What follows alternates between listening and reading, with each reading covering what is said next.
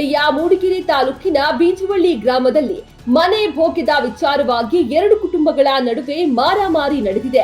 ಮನೆ ಖಾಲಿ ಮಾಡುವಂತೆ ಕೇಳಿದ್ದಕ್ಕೆ ಹೆಚ್ಚು ಹಣಕ್ಕೆ ಬೇಡಿಕೆ ಇಟ್ಟಿದ್ದೇ ಗಲಾಟೆಗೆ ಕಾರಣವಾಗಿದೆ.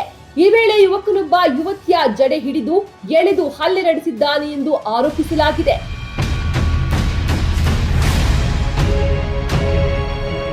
ಆದ್ರೆ ಹಲ್ಲೆ ಮಾಡಿದ ಅರುಣನ ಅಕ್ಕ ಅನುಶ್ರೀ 8 ತಿಂಗಳ ಗರ್ಭಿಣಿಯಾಗಿದ್ರು.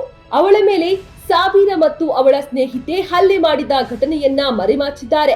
ಮನೆ ಭೋಗ್ಯ ವಿಚಾರವಾಗಿ ಸಾಬೀರ ಹಾಗೂ ರತ್ನ ಎಂಬುವರ ನಡುವೆ ಪದೇ ಪದೇ ಗಲಾಟೆ ನಡೀತಿತ್ತು. ಸುಮಾರು 7 ಲಕ್ಷ ಸಾಲ ಪಡೆದಿದ್ದ ರತ್ನ ಸಾಬೀರಾಗೆ ಮನೆ ಲೀಸ್ ಕೊಟ್ಟಿದ್ರು. ಆದ್ರೆ ಮನೆ ಖಾಲಿ ಮಾಡಬೇಕಂದ್ರೆ 18 ಲಕ್ಷ ಹಣ ಕೊಡಿ ಅಂತ ರತ್ನ ಮತ್ತು ಕುಟುಂಬಸ್ಥರಿಗೆ ಸಾಬೀರ ಧಮಕಿ ಹಾಕಿದ್ದಾಳೆ. ಮನೆಯಲ್ಲಿ ವಾಸವಿದ್ದ ಸಮಯದಲ್ಲಿ ರಿಪೇರಿ ಮಾಡಿಸಿದ್ದೇನೆ, ಟೈಲ್ಸ್ ಹಾಕಿಸಿದ್ದೇನೆ ಅಂತ ಕಾರಣ ನೀಡಿದ್ದಾಳೆ. ಜೊತೆಗೆ ಭೋಗ್ಯಕ್ಕೆ ಪಡೆದಿದ್ದ ಮನೆಯನ್ನ ಮತ್ತೊಬ್ಬರಿಗೆ ಬಾಡಿಗೆ ಕೊಟ್ಟು ಕರಾರು ಪತ್ರದ ಉಲ್ಲಂಘನೆ ಮಾಡಿದ್ದಾರೆಂದು ಆರೋಪಿಸಲಾಗಿದೆ. ಈ ಬಗ್ಗೆ ಪ್ರಶ್ನೆ ಮಾಡಿದ ಗ್ರಾಮಸ್ಥರ ಮೇಲೂ ಸಾಬೀರ ಲೇಡಿ ಡಾನ್ ನಂತೆ ವರ್ತಿಸಿದ್ದಾಳೆ. ಹಲ್ಲೆಯ ಹಿಂದೆ ನೂರಾರು ಸತ್ಯವಿದ್ರೂ ಅದನ್ನ ಮರೆಮಾಚಿರೋ ಸಾಬೀರ ಸುಳ್ಳು ಹೇಳಿಕೆ ನೀಡಿದ್ದಾಳೆ. ಇನ್ನು ಇವಳ ಮೇಲೆ ಅಕ್ರಮ ಬಡ್ಡಿ ಹಾಗೂ ಈ ಮೊದಲು ಎಲ್ಲೆಲ್ಲಿ ಭೋಗ್ಯಕ್ಕೆ ಮನೆ ಪಡೆದಿದ್ದಾಳೋ ಅಲ್ಲೆಲ್ಲ ವಂಚನೆ ಮಾಡಿರುವ ಬಗ್ಗೆ ಹಲವಾರು ಬಾರಿ ಮೂಡಿಗೆರೆ ಪೊಲೀಸರಿಗೆ ದೂರು ಸಲ್ಲಿಸಲಾಗಿದೆ. ಇಷ್ಟಾದ್ರೂ ವಂಚಕಿ ಸಾಬೀರ ಅಕ್ರಮ ಕೃತ್ಯಗಳಲ್ಲಿ ಭಾಗಿಯಾಗುವುದನ್ನ ಇನ್ನೂ ಕೂಡ ನಿಲ್ಲಿಸಿಲ್ಲ. ವಂಚಕಿ ಸಾಬೀರ ವಿರುದ್ಧ ಮೂಡಿಗೆರೆ ಪೊಲೀಸ್ ಠಾಣೆಯಲ್ಲಿ ಪ್ರಕರಣ ದಾಖಲಾಗಿದೆ.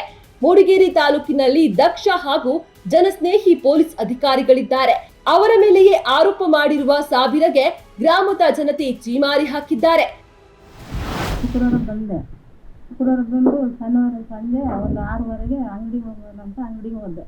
ಇವಳು ಇದ್ಕೊಂಡು ಕರೆದ್ಲು, ಯಾರು ಸಾಬ್ರ ಕರೆದು ನಾನು ಯಾರನ್ನ ಕರೀತಾರೆ ಮತ್ತೆ ನಿನಗೆ ಬಾರೆ ಅಂತ ಹೇಳಿ ತಿರುಗಿ ನೋಡಿದ್ರೆ ನಿನಗೆ ಬಾ, ಪೊಲೀಸ್ ಅವರೆಲ್ಲ ನನ್ನ ಕೈಯಲ್ಲಿದ್ದಾರೆ, ನಿನ್ನ ಮನೆ ನೀನು ಹೆಂಗೆ ಬಿಡಿಸ್ಕೊಳ್ತೀಯ ನಾನು ನೋಡ್ತೀನಿ, ನಾನು ಒಳಚಿ ಮುಂದೆ ದೇವರ ಮುಂದೆ ಅಂತ ಎಲ್ಲ ಹೇಳಿ ನುಗ್ಗಿದ್ರು. ಆಗ ಮಕ್ಕಳು ಬಂದು ನಾನು ಹೇಳ್ಬಿಡ್ತಿದ್ರು. ಅಷ್ಟೇ ಆಗಿದೆ. ಅದೇ 2 ವರ್ಷದಿಂದ ಮನೆ ಭೋಗ್ಯಕ್ಕೆ ಹಾಕೊಂಡಿದ್ವಿ. ಇನ್ನು 6 ತಿಂಗಳು ಟೈಮ್ ಇತ್ತು ಬಿಡಿಸ್ಕೊಳಕ್ಕೆ. ಮನೆ ನಾವು ಕೊಡೋದಿಲ್ಲ, ಎಲ್ಲ ನಮ್ಮ ಕೈಯಲ್ಲಿದೆ, ನೀವು ಹೆಂಗೆ ಮನೆ ಬಿಡಿಸ್ಕೊತೀರಿ ಅಂತ ಹೇಳ್ಬಿಟ್ಟು ನಮ್ಮ ಅಮ್ಮನ ಮೇಲೇನು ಬಲ್ದಾಗ ಭೂತದ ಮೇಲೆ ಕೈ ಹಾಕಿ ಒದ್ದು ಎಲ್ಲ ಮಾಡಿದ್ದಾರೆ.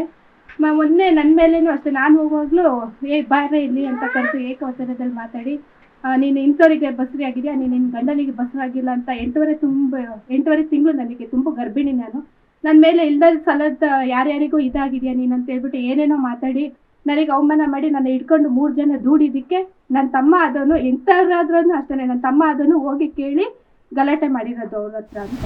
ನಮಗೆ ಭಾಳ ಮೋಸ ಮಾಡಿದ್ದಾಳೆ. ಮನೆ ಮಠ ಎಲ್ಲ ಮಾಡಿಸಿದ್ಲು, ಬ್ಯಾಂಕಲ್ಲಿ ಲೋನ್ ಮಾಡಿಸ್ಕೊಟ್ಲು, ಅದನ್ನೂ ತಿಂದ್ಲು. ಮತ್ತು ನನ್ನ ಧರ್ಮಸ್ಥಳ ಸಂಘದಲ್ಲಿ 3 ಲಕ್ಷ ಬಂತು, ಮನೇಲಿದ್ದೆ ಮಂಕಂದಿದ್ದೆ ಹುಷಾರಿಲ್ಲ ಅಂತ. ಹಿಂಗೆಲ್ಲ ತುಂಬ ಬಡ್ಡಿ ದಂಧೆ ನಡೆಸ್ತಿದ್ದಾರೆ. ಅವ್ರಿಗೆ ದುಡ್ಡು ಎಲ್ಲಿಂದ ಬರ್ತಾ ಇದೆ. ಮನೆ 7 ಲಕ್ಷಕ್ಕೆ ಲೀಸಿ ಹಾಕಿದ್ದಾರೆ. ಲೀಸಿಯಲ್ಲಿ ದುಡ್ಡು ಫುಲ್ ಇವ್ರ ಕೈಗೆ ಕೊಟ್ಟಿಲ್ಲ. ಅದರಲ್ಲಿ 1.5 ಲಕ್ಷ ಟೈಲ್ಸ್ ಹಾಕಿದ್ದಾರೆ, ಕಮಾಂಡ ಕೂರಿಸಿದ್ದಾರೆ. ಅವ್ರಿಗೆ ಏನು ಬೇಕು ಎಲ್ಲ ಮಾಡಿಸ್ಕೊಂಡು 7 ಲಕ್ಷ ಫುಲ್ ಫಿನಿಶ್ ಮಾಡಿದ್ದಾರೆ. ಮತ್ತು 11 ಲಕ್ಷ ಕೊಟ್ಟಿದ್ದೀನಿ ಅನ್ಕೊಂಡು ಇದು ಮಾಡ್ತಿದ್ದಾರೆ. ಇವ್ರು ಲೋನ್ ಮಾಡಿಸಿ ಮನೆ ಬಿಟ್ಕೊಡಿ ಅಂದ್ರೆ ಮನೆ ಬಿಟ್ಕೊಡೋಕೆ ತಯಾರಿಲ್ಲ. ಈಗ ಅವ್ರು ಬೀದಿಲಿದ್ದಾರೆ, ತಾಯಿ ಮಗಳು. ನಾವು ಎಷ್ಟು ದಿವಸ ಅವ್ರನ್ನ ಸಾಕೋಣ, ಹೌದಲ್ವಾ? ಅದಕ್ಕೆ ಪೊಲೀಸರು ನ್ಯಾಯ ರೀತಿಯಿಂದ ಇದು ಮಾಡ್ತಾರೆ. ಎಲ್ಲ ಸರಿ ಸಪೋರ್ಟ್ ಮಾಡಿ ಅವ್ರಿಗೊಂದು ಮನೆ ಬಿಡಿಸ್ಕೊಡಿ. ಅದೇನೇ ಇರ್ಲಿ, ಮಹಿಳೆಯ ಮೇಲಿನ ಹಲ್ಲೆಗೆ ಶಿಕ್ಷೆ ಆಗ್ಲೇಬೇಕು. ಅದರೊಂದಿಗೆ ಮಹಿಳೆ ಎನ್ನುವ ಪದವನ್ನ ಬಳಸಿ ಅಕ್ರಮ ನಡೆಸುವ ಮಹಿಳೆಗೂ ಶಿಕ್ಷೆ ತಪ್ಪಿದ್ದಲ್ಲ ಎನ್ನುತ್ತಾರೆ ಬೇಜವಳ್ಳಿ ಗ್ರಾಮದ ಜನತೆ. ಇದು ನಿಮ್ಮ ನಂಬಿಕೆಯ ನ್ಯೂಸ್@9 ವರದಿ. ಸತ್ಯ ಸಂಗತಿಗಳ ಅನಾವರಣ.